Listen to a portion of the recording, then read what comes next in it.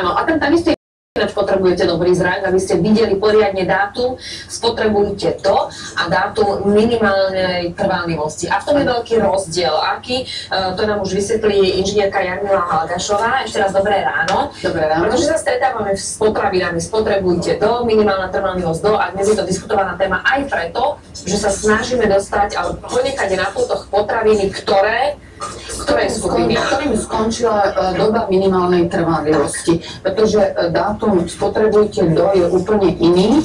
Spotrebujte do sú označené potraviny, ktoré z mikrobiologického hľadiska podliehajú rýchlej skaze a po uplynutí tohto dátumu by mohli spôsobiť naozaj poškodenie zdravia spotrebiteľa. Čiže tam túto skupinu naozaj to treba dodržiavať. Treba dodržiavať úplne striktne.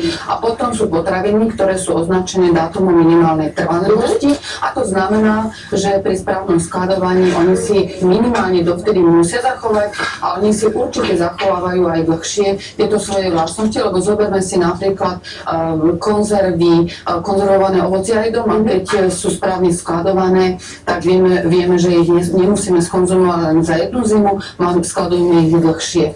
To znamená, napríklad tu máme dátum minimálnej trvanlivosti, to je do 15.5.2012, a po tomto dátume je toto komodita potravina, ktorú netreba hneď zlikvidovať, pretože vlastne naďalej si dokáže udržať ešte koľko, 2-3 mesiace? Viete čo, úplne bežne vo všetkých členských štátoch Európskej únie sa tieto potraviny predávajú aj po ukončení tohto dátumu, teda ak sa dovtedy nepredajú. Napríklad v Rakúsku ešte 3 mesiace môžu byť, ale v oddelenom priestore samozrejme aj dostatočne označené, aby spotrebiteľ vedel.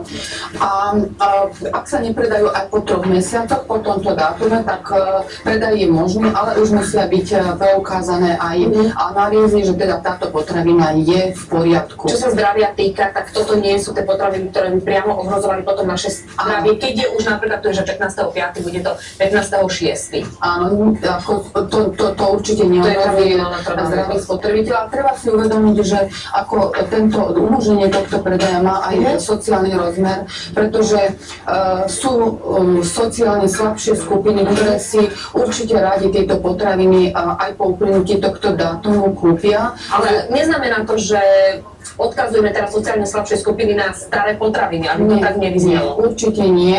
V Českej republike napríklad som si zistila, že tieto potraviny sa predávajú až s 90% zľavou.